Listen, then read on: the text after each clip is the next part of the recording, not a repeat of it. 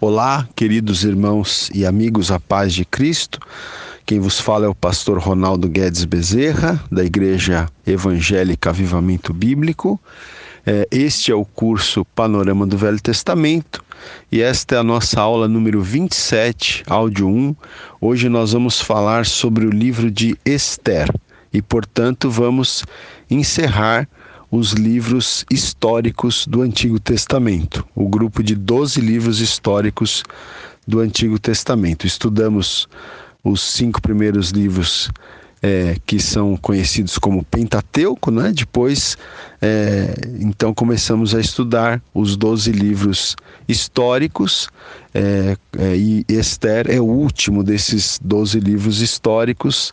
A partir da próxima aula, permitindo Deus, a gente começa a estudar os 5 livros poéticos, né? Mas vamos falar então de Esther hoje.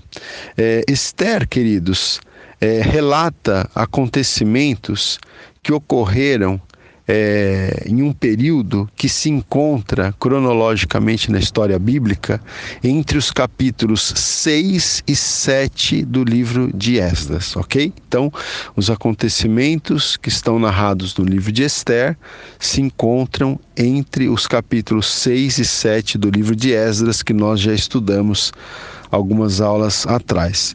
E esse livro ele tem uma curiosidade interessante. O nome de Deus não é mencionado no livro de Esther. Olha que coisa interessante. O nome de Deus não é mencionado no livro de Esther. No entanto, quando você estuda o livro, você percebe que a providência de Deus, a providência poderosa do Senhor, essa providência está em todos os capítulos do livro, né? O tema do livro de Esther é o seguinte: esse livro ele relata como a nação judia, né, como os judeus foram salvos do extermínio, né? E isso explica, né? Esse livro ele explica um dos feriados mais importantes dos judeus até hoje, que é a festa do Purim, né? E a gente sabe que o Antigo Testamento ele não traz nenhuma recomendação da parte de Deus para que se celebre essa festa, a festa do Purim.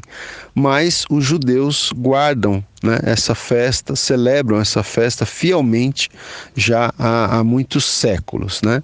Então nós vamos estudar aqui a história de Esther para a gente entender então por que os judeus instituíram uma festa, né, a partir dos acontecimentos que são relatados aqui no livro de Esther. Bom, no capítulo 1, nós vamos ter a menção de um rei chamado Xerxes, né?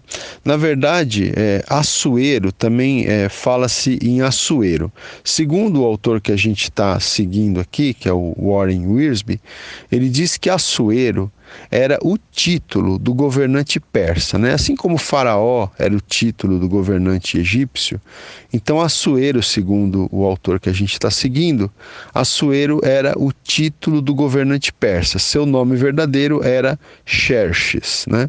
Então esse rei, ele deu um banquete, né? O capítulo 1 vai falar que o rei ele deu um banquete no belo jardim real que o rei tinha ali no seu palácio, e esse banquete durou 7 dias. E, obviamente, havia bebida, né? E cada convidado ali do rei podia consumir quanto desejasse. E o rei, ansioso, né, por agradar os seus convidados, ele pediu que a sua rainha, chamada Vasti, então ele pediu que a rainha viesse ao banquete. Mas o que acontece? A rainha Vasti se recusou a ir ao banquete, ela se recusou a atender o pedido do rei. Portanto, o rei ele ficou atônito, ele ficou perplexo, né, com a recusa pública de Vasti. E então o rei ele procurou os sábios ali do reino em busca de conselhos para saber o que ele devia fazer, né, mediante aquela recusa da rainha de atender o pedido dele de comparecer ali no banquete. Então ele procurou os sábios em busca de conselho, e esses homens sábios do reino, eles aconselharam o rei a depor a rainha Vasti, né? A rejeitar Vasti como rainha, e torná-la um exemplo público para toda a nação, né? E o rei, então, ele termina aceitando esse conselho ali dos conselheiros dele, e ele depõe a rainha Vasti. Aí no capítulo 2, nós vamos ter, então, o quê? Inicialmente, vale ressaltar que, segundo o autor que a gente está seguindo aqui, passaram-se pelo menos 4 anos entre os capítulos 1 e 2 do livro de Esther, não é? Mas, então, segundo essa informação, 4 anos depois, os sábios aconselham o rei a procurar uma outra rainha, não é? Então, o que acontece? Inicia-se uma busca por uma rainha ideal, né? Para o rei, uma rainha para substituir a rainha Vasti.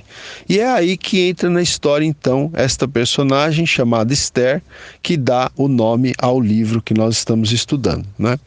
Bom, a Esther, gente, ela havia ficado órfã, né, muito novinha, e ela foi criada por um parente dela chamado Mordecai. Então grave esse nome também, que é muito importante na história. O Mordecai.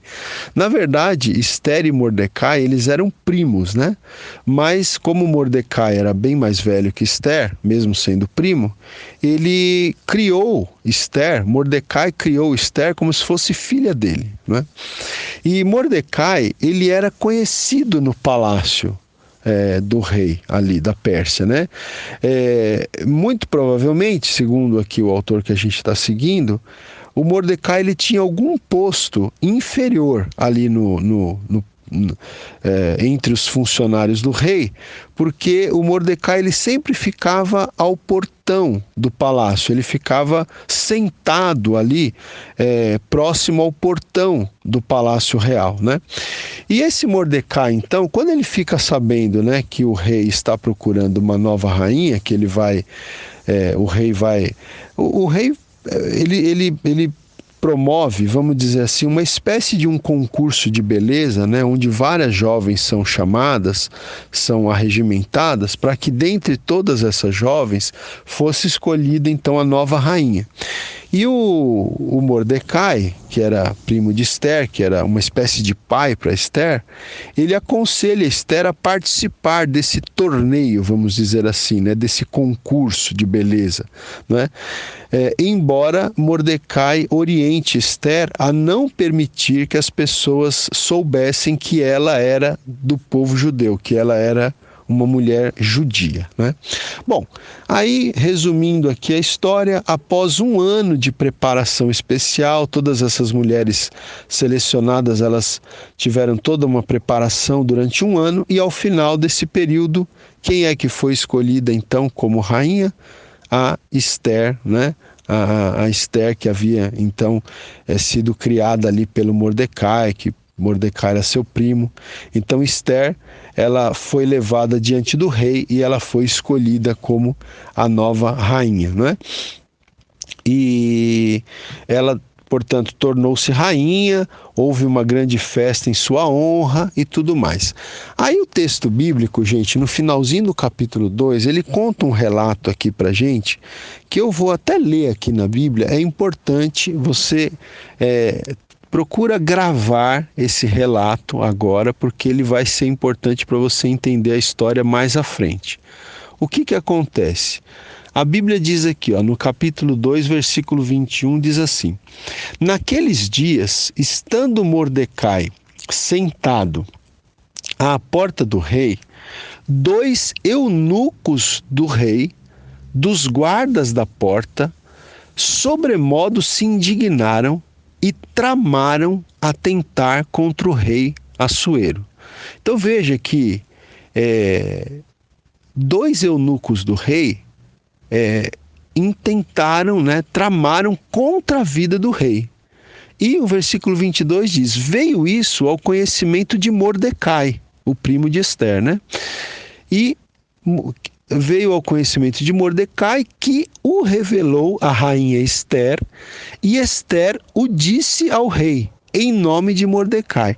Então Mordecai ficou sabendo da trama, falou para a rainha Ester, que era prima dele, né? A Ester a quem ele havia criado.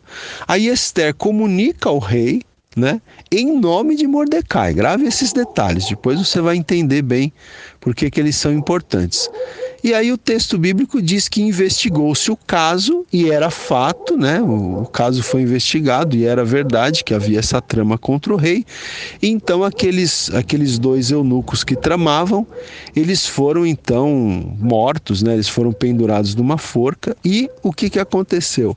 Esse fato foi escrito, foi registrado, né, no livro das crônicas perante o rei. Então, aqueles livros em que se registravam as histórias do reino, ok?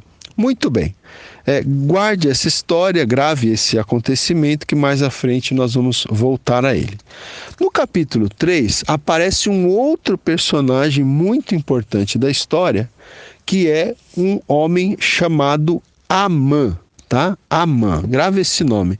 Olha, no capítulo 3, versículo 1, diz assim: depois destas coisas, o rei Assuero engrandeceu a Amã e o exaltou, e lhe pôs o trono acima de todos os príncipes que estavam com ele, né? Então veja, o rei, ele terminou exaltando muito um homem chamado Amã.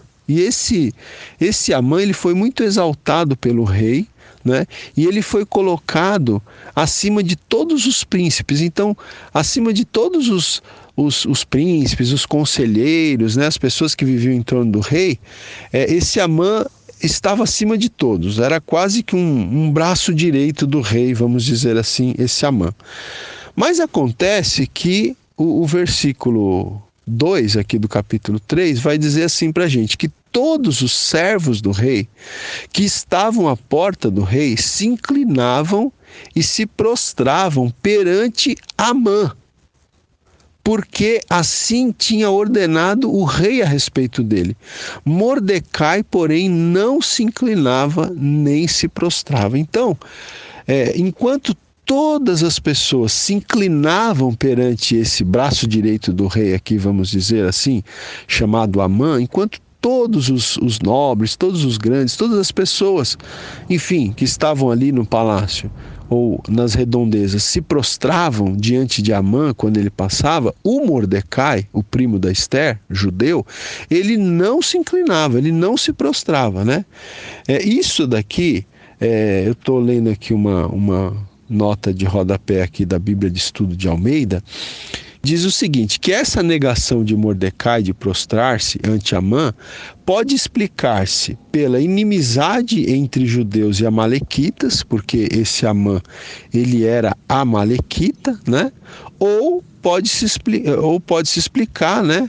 Ou se atribui a esse gesto um sentido religioso. Talvez Mordecai não se prostrasse porque, como judeu, né, ele tinha no seu coração que ele só se prostraria diante do seu Deus, que ele jamais se prostraria diante de um homem qualquer que fosse esse homem. Então, o que acontece?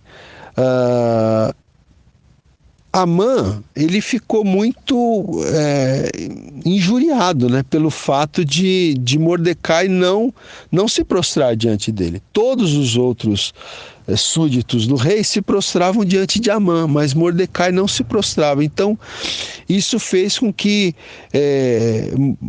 Amã ficasse muito, não é, essa situação, ou seja, com o fato de Mordecai não se prostrar diante dele. Então, o que acontece? O Amã, ele decide, ele é um homem maligno. Esse Amã é um homem muito maligno, né? Você vai acompanhar aqui na história, é um homem que tinha muita malignidade no seu coração. Então, ele decide destruir todos os judeus, né? Ele fica indignado com Amã, né? Melhor dizendo, gente, Amã fica indignado com Mordecai, porque Mordecai não queria se prostrar diante dele, mas ao invés dele desejar tirar a vida do Mordecai apenas, não, ele quer então exterminar a vida de todos os judeus, né, por causa dessa atitude de Mordecai de não querer se prostrar diante dele. A gente volta na sequência. Muito bem, queridos. Então, aula 27, áudio 2. Então, eu estava dizendo, né, que Mordecai, que era um judeu devoto, ele não se curvava perante Amã, né? Ele se recusava a se curvar perante Amã. E essa atitude de Mordecai deixou, né, o Amã, que era um governante orgulhoso, era tipo ali um braço direito do rei. Então essa atitude de Mordecai deixou Amã com muita raiva, né? E como eu dizia há pouco, então, Amã, ele decidiu destruir todos os judeus, apenas por causa de sua malignidade em relação a Mordecai, né? Então, por causa da atitude de Mordecai de não querer se prostrar diante de Amã, o Amã decide matar não apenas o Mordecai, mas ele decide matar todos os judeus. Mas ele nem se deu conta de que Esther, que era rainha, ela também era pertencente ao povo judeu. Ela era uma mulher gentia, era uma mulher judia, melhor dizendo, né? Então ele não se deu conta de que a própria rainha pertencia ao povo judeu, né? Então, na sequência da história, nós vamos ver que o Amã, ele, juntamente com outros homens ali, eles lançaram a sorte, né? Para determinar o dia da execução dos judeus. E, portanto, estipulou-se uma data quase um ano mais tarde, né? Então, ou seja, de acordo com aquele sorteio que eles fizeram ali, não sei se isso tinha a ver, talvez, com a crendice deles ali, não é? Mas eles lançaram sortes e ficou determinado, então, que daí a mais ou menos um ano, todos os judeus seriam exterminados. Só que para isso o Amã precisaria da autorização do rei, né? Então Amã, ele se ofereceu para conseguir 10.000 talentos de prata para o rei, como presente para o rei, se o rei autorizasse a matança dos judeus, né? E aí então a gente percebe pelo texto bíblico que o rei, ele foi muito insensato, né? Até mesmo o autor que a gente está seguindo aqui, ele diz: insensatamente o rei deu a Amã o seu anel e a autoridade para agir, sem perceber que punha em risco a vida da sua própria rainha, né? Então, o anel aqui era como se fosse a assinatura do rei, né? Um decreto que tivesse selado com o anel do rei, ele então tinha força de lei, né? Então, o rei, ele dá a Amã, veja como o rei confiava em Amã, né? Como o rei confiava praticamente quase tudo, vamos dizer assim, a esse homem Amã. Então, o rei deu o anel dele para Amã, né? E, portanto, deu a Amã autoridade para agir, né? E o Amã não perdeu tempo, ele escreveu o decreto e ele enviou o decreto naquele mesmo mês para todas as províncias ali do Império Persa, né? Um império que ordenava que os persas destruíssem, matassem e saqueassem todos os judeus em toda a extensão do reino, em toda a extensão do império, né? Então, olha só que malignidade a de Amã, né? Por causa de uma rixa pessoal, vamos dizer assim, com Mordecai, que era um judeu, porque Mordecai não queria se prostrar diante de Amã, Amã decide matar, e tem a anuência do rei para isso, ele decide matar todos os judeus que estavam no Império Persa, então, não é? Então aqui o decreto foi escrito pelo próprio, né? O decreto foi escrito pelo próprio Amã, porque o rei deu essa autoridade para ele. E o decreto ordenava que os judeus fossem destruídos, mortos e os seus bens saqueados, né? Olha que malignidade. Até o autor aqui, ele diz o seguinte: é difícil imaginar como o rei podia, em 1 minuto, fazer uma lei que determinava o extermínio de milhões de pessoas e no momento seguinte sentar-se à mesa para comer e beber, porque é isso que o texto diz, né? Aqui no capítulo 3, que depois de permitir que Amã fizesse esse decreto terrível, o rei se senta junto com Amã, inclusive, para comer e beber. Bom, aí o que acontece então? O capítulo 4 vai nos dizer, né, da reação do Mordecai quando ele ficou sabendo desse decreto, né? Então, esse judeu, o Mordecai, que ficava sentado ao portão do rei, ele vai ser o vaso preparado por Deus para salvar a nação, né? Então o Mordecai, ele inicia uma lamentação pública bem na frente do portão do rei, do portão do palácio do rei. O Mordecai, ele inicia uma lamentação pública, ele rasga suas vestes e ele começa a lamentar e ele começa a clamar, né, diante daquele decreto terrível que previa que daí a aproximadamente 1 ano todos os judeus deveriam ser mortos, né, deveriam ser destruídos e os seus bens saqueados. Então, o Mordecai, ele não se conforma com isso, ele inicia uma lamentação pública bem na frente do palácio, do portão do rei, e o autor aqui até diz, né, sem dúvida, ele se tornou bastante inconveniente quando se sentou ao portão e clamou com grande e amargo clamor, né? Então imagina aqui, né, Mordecai, ele clamou com grande e amargo clamor, né? E Esther, que não estava entendendo muita coisa até então, ela enviou-lhe algumas roupas novas, né, porque ele tinha rasgado as roupas dele em sinal de humilhação. Então ela enviou-lhe algumas roupas novas, né, e além disso, sugeriu que ele parasse com aquilo, né? Mas aí o que o Mordecai faz? Ele envia a Esther a explicação pelos seus atos. Ele explica para Esther por que ele está agindo daquela forma. O Wiersbe, ele diz aqui que no palácio, Esther provavelmente não tinha acesso, né, a todas as políticas em andamento. Então ela provavelmente não estava sabendo desse decreto que previa a destruição de todos os judeus. Aí o Mordecai lhe envia uma cópia desse decreto, né, a fim de que Esther percebesse como a situação era grave, como a situação era desesperadora, né? E aí então a rainha Esther, ela se deu conta de que ela era a única pessoa capaz de salvar os judeus, né? A única, vamos dizer assim, melhor dizendo, Esther percebeu que Deus não tinha colocado ela naquela posição de rainha por um acaso, né? Mas que ela tinha muito provavelmente, né? Muito provavelmente não, né? Ela entendeu que ela tinha sido colocada naquela posição pela providência de Deus, né? Para que naquela circunstância ela pudesse interceder pelo seu povo ali diante do rei persa, né? Bom. E o Mordecai também fez questão de lembrar a rainha Esther de que ela não escaparia da morte, né, mesmo estando no palácio, né, porque ela era judia, ela pertencia ao povo judeu, né?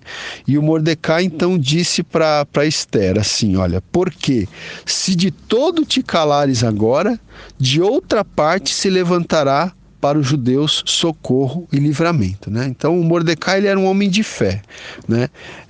Ele até fala para Esther, né? Será que não foi para esse momento que Deus te colocou aí no palácio, né? Mas mesmo assim ele falou, se você se calar, Deus vai levantar socorro de outra parte, né? Então a Esther, ela teve uma reação sensível, né, e espiritual, porque ela pede oração, ela pede para que o Mordecai e as pessoas orem por ela, para que Deus dê graça a ela, para ela então se apresentar ao rei e pedir, né, que o rei então pedir, né, em favor do seu povo ao rei, né? E agora, por que ela pede oração também? Porque ela sabia que ir à presença do rei podia significar morte, né? É engraçado isso aqui pra gente, mas mesmo ela sendo rainha, ela não podia entrar na presença do rei sem ser chamada, né? Naquele tempo os reis, eles eram absolutos, né? Então nem mesmo a rainha podia entrar na presença do rei sem ser chamada, porque se ela comparecesse na presença do rei sem ser chamada e o rei não quisesse atendê-la, se o rei se indignasse com isso, ele podia até mandar executar, né? Até mesmo a rainha, né? Mas Esther, ela entende que ela não tem outra escolha, né? Vamos dizer assim, que ela tinha sido colocada naquela posição para aquele momento difícil que o seu povo estava passando, e ela se dispõe então a comparecer perante o rei, e ela diz: se perecer, pereci, né? Ela se dispõe a colocar a vida dela como sacrifício vivo para fazer a vontade de Deus, e ela disse: se perecer, pereci, paciência, mas eu vou cumprir, vamos dizer assim, né? Essa missão que Deus me confiou aqui, pelo fato de ter permitido que eu me tornasse rainha. Bom, chegando no capítulo 5, então, do livro de Esther, nós vamos ver o seguinte, né? Que durante 3 dias, os judeus jejuaram e oraram com Esther, né? Então, vários judeus se colocaram em oração, em jejum. A situação era difícil, né? Era uma situação muito delicada, então eles se colocaram em jejum e oração diante do Senhor, e havia chegado então o momento, né, de Esther, pela fé, apresentar-se diante do trono do rei, né? Esther, ela estava colocando a sua vida em risco, de certa maneira, mas ela já tinha entregado a vida dela nas mãos de Deus, e ela ia então fazer aquilo que tinha que ser feito. E aí então o texto aqui que eu estou seguindo diz o seguinte, que nem bem ela apareceu na entrada da sala do trono, e o rei então levantou o cetro de ouro e mandou-a entrar. Então aqui Deus já começa a agir em favor de Esther, e principalmente em favor do seu povo, porque ela se apresenta perante o rei, ela chega ali na entrada da sala do trono, e o rei levanta o cetro de ouro, que era um sinal de que o rei então estava aceitando ali a aparição daquela pessoa, no caso a rainha, né? E aí Esther, agindo com muita sabedoria, ela não fez logo ao rei o seu verdadeiro pedido. Ela não fez o pedido que ela queria fazer ao rei logo de cara, né? Ela faz o quê? Ela convidou o rei e convidou o Amã, inclusive, que era o inimigo dos judeus, para um banquete naquele mesmo dia, né? Então, Esther organizou um banquete naquele mesmo dia, que ela entrou ali na sala do trono do rei, e pediu que o rei e Amã fossem a esse banquete, né? Então ela agiu com sabedoria, porque ela estava então preparando o rei para esse importante pedido. Ela já não foi logo de cara fazendo o pedido dela. E outro detalhe, né? A Esther também, ao convidar o Amã, que era o inimigo dos judeus, ela deu a Amã um falso sentimento de segurança, né, ao incluí-lo no convite. E então o rei e Amã foram ao banquete que Esther havia preparado. E o rei, obviamente, ele sabia que Esther tinha algo no coração, né? E então, no banquete, o rei perguntou à rainha Esther o que é que ela tinha no coração, né? Qual era o desejo dela, né? Mas a sábia rainha, o que ela fez? Ela adiou mais um dia, tá? Ela não disse, naquele primeiro banquete, ela não disse para o rei ainda o que ela queria, né? Ela adiou mais um dia, e o rei, né, cedeu ao desejo dela, né? Na verdade, a rainha Esther convidou o rei e o próprio Amã para um segundo banquete no dia seguinte, vamos dizer assim, né? Então, a sábia rainha, como eu disse aqui, adiou mais um dia, o rei cedeu ao desejo dela, e o Amã, ele foi para casa encantado, ele foi para casa inchado de orgulho, né? Por ter desfrutado de um banquete tão exclusivo com a realeza, né? O Amã, ele estava se achando, né? Ele estava pensando, nossa, eu não apenas sou o principal conselheiro do rei, como eu gozo também do prestígio da rainha Esther, né? Eu tenho prestígio diante da rainha também. Então ele estava ali realmente encantado, né, com o que estava acontecendo com ele. Parece que tudo estava dando certo para ele. Mas naquele mesmo dia, uma coisa estragou o dia de Amã, né? E o que será que estragou o dia de Amã quando ele saiu daquele primeiro banquete que a rainha Esther deu para o rei e para ele? Vamos ver no áudio seguinte. Até já. Aula 27, áudio 3. Então eu estava dizendo aqui, Amã, ele foi para casa, depois daquele primeiro banquete com a rainha Esther, ele foi para casa encantado, inchado de orgulho, né, por desfrutar de um banquete tão exclusivo com a realeza. Mas apenas uma coisa estragou aquela noite para Amã. Ele viu o judeu Mordecai no portão do palácio e o que aconteceu? Mordecai, mais uma vez, se recusou a se curvar diante do Amã, né? E o Amã ficou enraivecido, né? Tudo estava indo tão bem para ele estava desfrutando ali da amizade até da rainha agora na cabeça dele, né?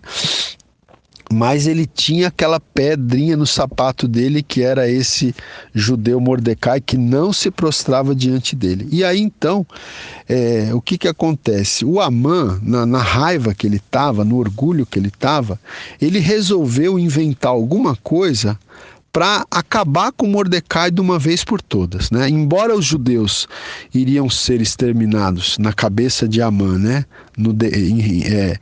Em função do decreto que o rei havia permitido ele fazer.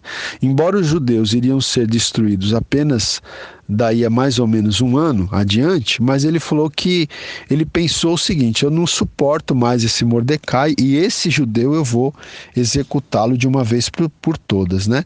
E a Bíblia diz então que o Amã, ele tinha uma forca de 22 metros de altura na casa dele, ali nas imediações ali da casa dele, ali no pátio da casa dele, vamos dizer assim, né? Então a gente vê que ele já tinha essa forca de 22 metros de altura, né? Talvez o Amã, ele já costumasse enforcar pessoas de vez em quando, era um homem maligno, né?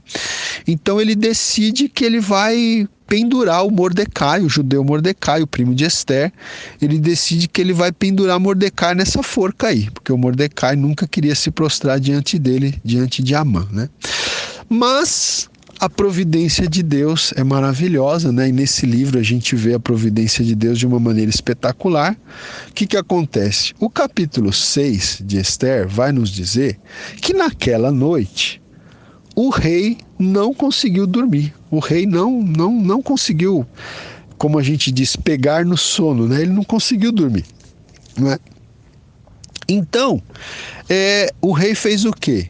Ele pediu, né, que se trouxesse diante dele o livro, né, dos feitos memoráveis, aquele livro das crônicas, das histórias reais, das histórias do reino. E ele pediu que lessem esse livro diante dele. E aí o que é que a pessoa que estava lendo leu para o rei naquela noite? Então achou-se escrito, né, estou lendo aqui capítulo 6, versículo 2, achou-se escrito que Mordecai é quem havia denunciado aqueles dois eunucos que tinham tramado matar o rei tempos atrás. Vocês se lembram que eu falei para vocês guardarem essa história, né? E então a pessoa que estava ali diante do rei leu isso no livro ali das crônicas do rei, leu essa história de que Mordecai tinha sido um instrumento que tinha denunciado a trama para matar o rei anos atrás. E aí o rei então perguntou ali para os seus assessores, né, que honras e que distinções se tinham feito a Mordecai por causa disso, por ele ter, por assim dizer, salvado o rei da morte, não é? E aí o pessoal lá, os assessores do rei disseram para o rei, olha, não foi feito nada para o Mordecai, ele não recebeu nenhuma honra, nenhuma distinção em função disso que ele fez para o rei. Bom, nisso, gente, quem que chega ali no palácio, né? Então, eu imagino que assim, pela manhã, quem que está chegando ali no palácio? O Amã, o braço direito do rei ali. O Amã está chegando, aquele homem perverso, né? E o rei, então, chamou o Amã e perguntou para o Amã, Amã, me diz uma coisa, o que se pode fazer, o que se fará ao homem a quem o rei deseja honrar? Né? É como se o rei tivesse falado para Amã o seguinte, olha Amã, eu quero honrar uma pessoa. O que um rei faria para uma pessoa a quem ele deseja honrar? E o orgulhoso Amã, ele pensou que o rei queria honrar a ele. Ele nem imaginava que o rei queria honrar o Mordecai, que era inimigo, né, do Amã, que era o judeu que não se prostrava diante de Amã de jeito nenhum, ao qual o Amã odiava, né, com todas as suas forças. Então o Amã, achando que o rei queria honrar a ele, Amã, ele diz para o rei, olha rei, ao homem que você deseja honrar, deve-se trazer a ele vestes reais, né? Deve-se trazer o cavalo em que o rei costuma andar montado. E deve-se colocar uma coroa real na cabeça desse homem que você deseja honrar. E você deve, rei, pegar um dos seus principais nobres e esse seu nobre deve conduzir essa pessoa que você quer honrar. Esse nobre deve ir à frente, puxando o cavalo, né? E essa pessoa a quem você quer honrar deve vir montado no cavalo do rei, com vestes reais, com a coroa real na cabeça. E esse príncipe que vai puxando o cavalo com esse homem a quem você quer honrar, esse príncipe deve gritar para todos ouvirem: assim se faz ao homem a quem o rei deseja honrar, né? E aí então o rei falou o seguinte, olha, para Amã, eu quero honrar Mordecai. E você vai ser a pessoa que vai adiante puxando o cavalo e o Mordecai vai montado no cavalo com vestes reais, com a coroa na cabeça e você, Amã, vai falar em voz alta que assim se faz ao homem a quem o rei deseja honrar, né? Então, aqui algumas pessoas aqui chegam até a dizer que parece que Deus tem até senso de humor, né, gente?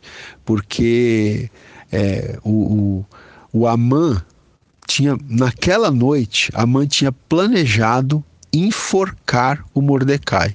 E o que ele faz no dia seguinte? Ele não só não enforca o Mordecai, como ele tem que fazer as honras para Mordecai. Então Mordecai é colocado no cavalo real, com vestes reais, com a coroa real, e o Amã, que odiava o Mordecai, tem que ir à frente, ainda gritando: assim se faz ao homem a quem o rei deseja honrar, né? Então o Amã, ele foi extremamente humilhado, né, através dessa situação, e aqui as coisas começam a mudar, né? Como se diz aí popularmente, o jogo começa a virar, né? Mas o que acontece? Enquanto o Amã ainda está, né, depois que ele concede essas honras a Mordecai, né, a pessoa que ele queria enforcar, ele teve que honrar. Depois disso, ele vai para sua casa, ele fica ali conversando com a sua esposa, eles começam a perceber que as coisas não estão caminhando mais tão bem como ele achava que estava caminhando. Mas nisso, um servo do rei vai buscar o Amã para o quê? Para o segundo banquete, né? Lembre-se que a Esther tinha pedido um segundo banquete, tanto com o rei quanto com o Amã. E aí então no capítulo 7 nós vamos ter, né, esse segundo banquete, né? E aí então, nesse segundo banquete, o rei perguntou a Esther qual era o seu pedido, né? E dessa vez, a rainha Esther, então, aí sim, dessa vez ela abriu o coração e ela rogou pela salvação do seu povo, né? Eu vou até ler aqui gente, o texto, que é o capítulo 7 do livro de Esther, né? A Esther diz assim para o rei: dê-se-me por minha petição a minha vida e pelo meu desejo a vida do meu povo, né? Então ela estava pedindo aqui pela vida dela, porque ela também pertencia ao povo judeu, e ela estava pedindo pela vida do povo judeu, né? Versículo 4: porque fomos vendidos, eu e o meu povo, para nos destruírem, matarem e aniquilarem de vez, né? Então ela fala isso e o rei fica surpreso, né? Embora o rei tivesse dado o anel dele para permitir que Amã fizesse o decreto há algum tempo, né, algum tempo atrás, mas aqui o rei fica surpreso com essa notícia, né? Que Esther diz para ele que ela e o povo dela tinham sido vendidos para serem destruídos, mortos e aniquilados, né? Então o versículo 5 diz assim: então falou o rei e disse à rainha Esther: quem é esse? E onde está esse cujo coração o instigou a fazer assim? Né? Então, o rei pergunta para Esther: mas quem teve essa ideia de matar o seu povo? Quem é essa pessoa? Né? Onde está essa pessoa que teve um coração que o instigou a fazer desse jeito? Aí o que a rainha Esther diz, versículo 6, ela diz assim: o adversário e inimigo é este mau Amã. Então ela fala na frente do rei e na frente do Amã, ela fala que o inimigo é o Amã, né? E aí então o Amã ficou perturbado. O texto bíblico diz: Amã se perturbou perante o rei e a rainha, né? Bom, mas não foi só o Amã que ficou perturbado. O rei também ficou muito perturbado, né? E aí o autor que eu estou seguindo aqui, ele diz, né? O rei, ele ficou tão perturbado com essa notícia de Esther que ele saiu do salão de banquetes e foi para o jardim, né? Nesse meio tempo, o Amã, ele começou a se humilhar diante da rainha, implorando pela misericórdia da rainha, porque ele começou a perceber que, como se diz na linguagem popular, né, a casa caiu, né? Então, enquanto o rei, indignado com a situação, com a notícia, saiu para o jardim, né, isso deu a oportunidade ao perverso Amã para ele se humilhar diante da rainha, implorando pela misericórdia dela, né? Mas, olha só que situação. Amã, ele foi tão ardoroso, ele foi tão intenso na sua súplica pela vida dele, para que a vida dele fosse poupada, que ele caiu no sofá em que a rainha estava, né? E o rei não interpretou isso de uma maneira muito boa, né? Isso foi demais para o rei. E aí então o rei, ele ordenou que Amã fosse executado, né, gente? Então, é interessante aqui que, olha, no capítulo 7, no versículo 9, diz assim: então disse um dos eunucos que serviam o rei: eis que existe junto à casa de Amã a forca de 50 côvados de altura que ele preparou para Mordecai, que falara em defesa do rei. Então disse o rei: enforcai-o nela, né? Então, alguém ali dentro do palácio soprou no ouvido do rei que o Amã já tinha uma forca preparada para matar o Mordecai, justamente o Mordecai que tinha, né, descoberto anos atrás uma trama contra o rei, né? Então o rei ordenou que o Amã fosse enforcado na mesma forca que ele queria usar para enforcar o Mordecai, né? Então, na forca que ele queria usar para enforcar o Mordecai, ele mesmo foi enforcado, né? Então aqui o Wiersbe, ele até cita um versículo que é Provérbios 11, versículo 8, que diz assim: o justo é libertado da angústia e o perverso a recebe em seu lugar. Vou ler novamente, olha. O justo é libertado da angústia e o perverso a recebe em seu lugar, né? E aí o que acontece? O Mordecai termina recebendo também a autoridade que um dia pertencera a Amã, né? Então é uma história realmente fantástica. Eu sei que são muitos personagens, depois talvez seja interessante você ouvir novamente o áudio, mas veja, o Mordecai, ele é honrado né? Enquanto Amã imaginava que ele seria honrado pelo rei, é Mordecai que é honrado, né? Enquanto Amã pensou que ia exterminar Mordecai na forca lá que ele tinha preparado, é o próprio Amã que morre na forca que ele tinha preparado para matar Mordecai. E o Mordecai termina ocupando a posição de privilégio que Amã tinha diante do rei. Então, é isso que Deus faz, né, irmãos, com os seus servos, que eles são fiéis, né? E realmente Deus é maravilhoso, ele honra os seus filhos, os seus servos, que eles são fiéis, como o judeu Mordecai aqui nessa história, ok? Eu volto na sequência gravando o último áudio aqui do livro de Esther. Até já. Muito bem, então, aula 27, áudio 4. Então, vamos encerrar aqui o livro de Esther. Então, veja, embora agora Mordecai tivesse recebido a autoridade, né, que um dia havia pertencido a Amã e, enfim, as coisas estavam melhorando, né? No entanto, ainda havia um problema, né? O rei, ele não podia cancelar o seu decreto, né? Porque na tradição dos persas, quando um rei fazia um decreto, nem ele mesmo poderia cancelar o decreto dele, né? E 9 meses adiante, mais ou menos, os judeus seriam roubados e mortos conforme, né, o decreto que havia sido feito pelo mau Amã, né, com a autorização do rei. O anel do rei tinha selado aquele decreto, né? Então isso estava de pé ainda, esse decreto estava de pé, porque nem o rei podia cancelar o seu decreto, né? Mas aí, gente, nós vemos, né, a providência de Deus no sorteio da data. Por quê?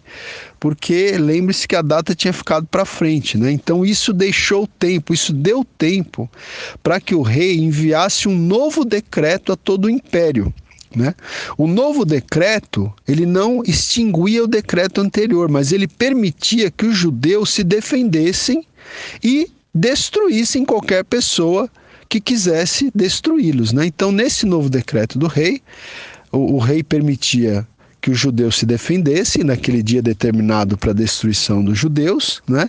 E que os judeus também poderiam reagir, né, e destruir qualquer pessoa que quisesse exterminá-los. A mensagem, então, trouxe alegria e libertação para os judeus, né?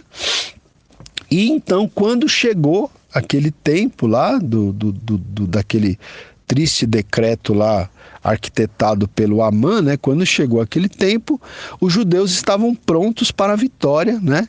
E eles tinham já o novo decreto do rei a favor deles, permitindo que eles se defendessem, né? Então, naquele momento, foram mortos centenas de inimigos dos judeus, né? Então, ao invés de os judeus serem mortos, foram os inimigos dos judeus que foram mortos, porque os judeus, então, tiveram a permissão para reagir contra os seus inimigos ali. E esse livramento que Deus dá para o povo judeu aqui, que está relatado no livro de Esther, é que dá origem, então, a essa festa conhecida como festa do Purim, né? Então, gente, veja, essa festa que os judeus celebram até hoje, ela não está relatada no texto bíblico, ela não está entre as festas que Deus determinou para o povo de Israel celebrar. Mas, em função desse livramento, né, o povo judeu passou então a celebrar essa festa chamada Festa do Purim, e essa celebração ela tem sido guardada há séculos, né? E ela é um testemunho do poder e da graça do Senhor em relação ao seu povo.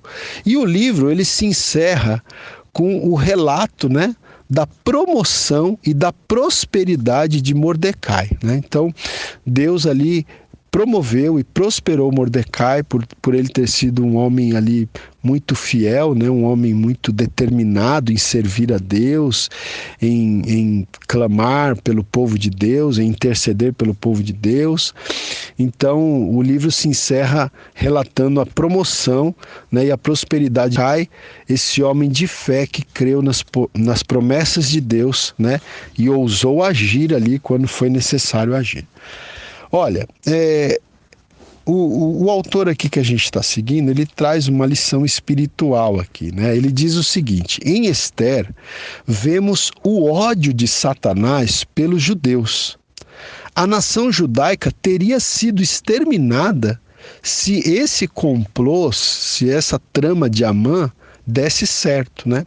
E é interessante, né, gente, porque na história do povo judeu, mesmo depois desse acontecimento, a gente percebe que o povo judeu muitas vezes se tentou eliminar o povo judeu, né?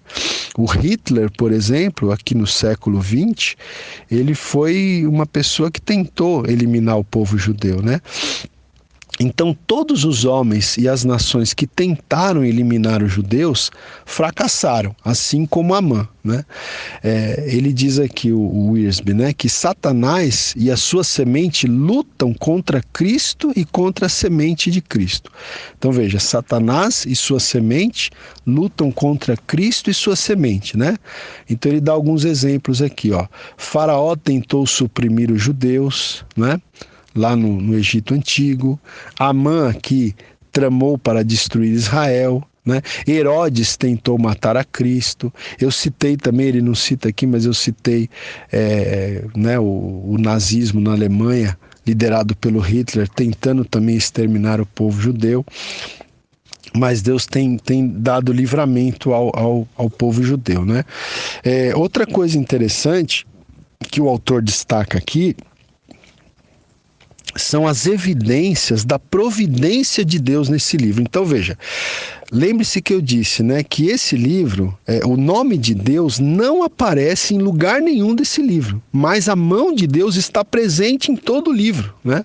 A providência de Deus está presente em todo o livro. Então, a gente pode observar aqui essas evidências da providência de Deus em alguns aspectos. Primeiro, a escolha de Esther para ser rainha entre todas as outras candidatas. Isso foi providência de Deus, né?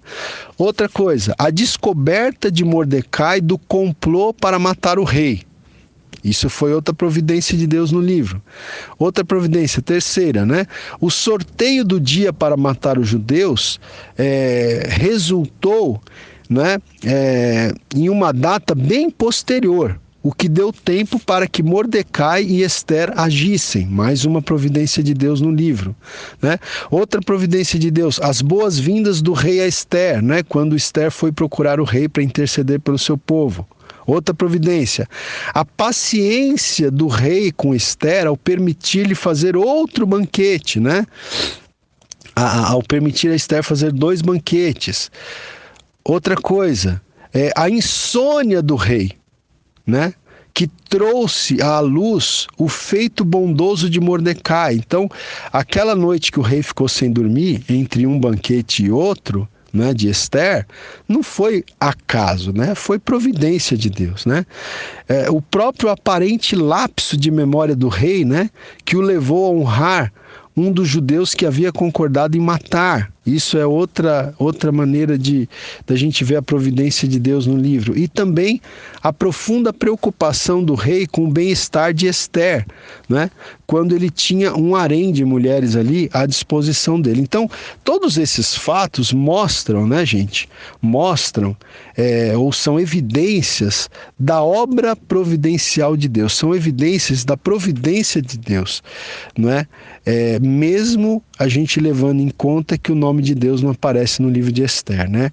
Esse livro aqui, ele mostra bem aquele versículo de Romanos 8:28 que diz que todas as coisas cooperam para o bem daqueles que amam a Deus, daqueles que são chamados segundo o seu propósito, né? Outro detalhe que eu quero chamar a sua atenção ainda, e aqui citando, né, o Warren Wiersbe, ele que escreve isso aqui, eu achei bem interessante. Ele faz um paralelo entre Amã, esse personagem malvado aqui e maligno do livro de Esther. Ele faz um paralelo entre Amã e o anticristo, né? Então, um pouquinho de escatologia aqui para quem gosta, né? Então, o Wiersbe diz aqui o seguinte, olha, que muitos estudiosos bíblicos veem em Amã um retrato do futuro anticristo, né? Que perseguirá os judeus e que tentará eliminá-los, tá? Então, aqui em Amã, um retrato do futuro anticristo, né? Que a gente sabe, a Bíblia diz, o anticristo vai perseguir os judeus e vai tentar eliminar os judeus, né? Então, por que o Wiersbe vê aqui e outros estudiosos veem esse paralelo entre Amã e o anticristo? Porque, em segredo, Amã trama os assassinatos, ao mesmo tempo que em público era amigável com os judeus. O anticristo fará uma aliança de 7 anos com Israel, mas a quebrará na metade do prazo. Então, olha que interessante, né? Amã, em público ele era amigável com os judeus, mas ele tramava o assassinato deles. E o anticristo, no futuro, ele vai fazer uma aliança de 7 anos com Israel, mas ele vai quebrar essa aliança na metade do prazo, né? Outro paralelo aqui. O rei deu muito poder a Amã, na história aqui em Esther. E Satanás dará muito poder à besta, né? Conforme está descrito lá em Apocalipse. O orgulho de Amã é patente, pois queria que todos os homens se curvassem diante dele. Da mesma forma, a besta fará com que todos os homens a adorem e adorem a sua imagem. Outro paralelo. Amã odiava os judeus e o anticristo odiará os judeus também, né? No entanto, Amã foi condenado, embora por um tempo parecesse ter poder. E a besta, que é a obra-prima de Satanás, ela parecerá indestrutível, porém Cristo, quando retornar, a destruirá e aos seus seguidores, né? Então a gente tem esses paralelos aqui bem interessantes. Até essa última parte aqui, esse paralelo entre Amã e o anticristo, eu te recomendo você ler com calma mais uma vez, melhor dizendo, você ouvir, né, com calma mais uma vez, se possível anotar, porque são paralelos bem interessantes aqui. Então, queridos, assim nós terminamos o livro de Esther. Terminamos também os 12 livros históricos do Antigo Testamento, tá? Na próxima aula a gente já começa os livros poéticos, né? E eu quero te incentivar a não desistir, né? Nós já passamos da metade do curso. Alguns alunos talvez estejam um pouquinho atrasados, né? Vão até ouvir essa aula daqui a alguns dias, daqui a algumas semanas, mas quando ouvirem, né? Então fica aqui a minha recomendação: não desista, não desanime, fique firme, não é? Conquistas exigem esforço, né? Exige dedicação. Então você conquistar a conclusão desse curso exige o seu esforço, a sua determinação. Não desista, se programe, se organize, se discipline, né? Não seja uma pessoa que se acomode com a mediocridade, gente. Né? Nós sabemos que Deus nos chama para viver acima da mediocridade, Deus nos chama para a excelência. Então vamos viver a excelência. Se organize a sua vida, organize o seu tempo, né? Mas ouça as aulas, né? E eu peço também que vocês compartilhem as aulas e aproveito para pedir para vocês também curtirem lá a minha página no Facebook. A página se chama Ronaldo Guedes Bezerra, né? Para vocês me adicionarem lá no Facebook também, como amigo. Não deixe de dar uma olhadinha no blog do pastor Ronaldo Guedes Bezerra. É só você procurar lá no Google, né? Vai lá no Google, procura lá blog do pastor Ronaldo Guedes Bezerra. Lá você vai encontrar vários esboços de mensagens para você compartilhar na sua igreja, na escola bíblica, na célula, enfim, né? O blog é uma grande ferramenta para pastores, para presbíteros, para líderes de congregação, líderes de células, professores de escola dominical. Dá uma passadinha lá e veja lá o nosso blog. E também você sabe que todas essas aulas elas estão sendo disponibilizadas no meu canal no YouTube, né? Então, naqueles links que eu mando junto com as aulas, você pode acessar o meu canal e eu quero te incentivar também a se inscrever lá no meu canal no YouTube, tá? Geralmente eu coloco a aula no YouTube antes de mandar pelo WhatsApp. Então, se você se inscrever no meu canal no YouTube, o que acontece? Você vai receber então já um aviso de que a aula já está lá e você pode até ouvir a aula antes mesmo de eu mandar os áudios pelo WhatsApp. Ok, queridos? Deus abençoe você. Você é precioso para Deus. Deus tem um plano e um propósito maravilhoso na sua vida. Não deixe de acreditar nisso. Deus abençoe e até a próxima aula, permitindo Deus.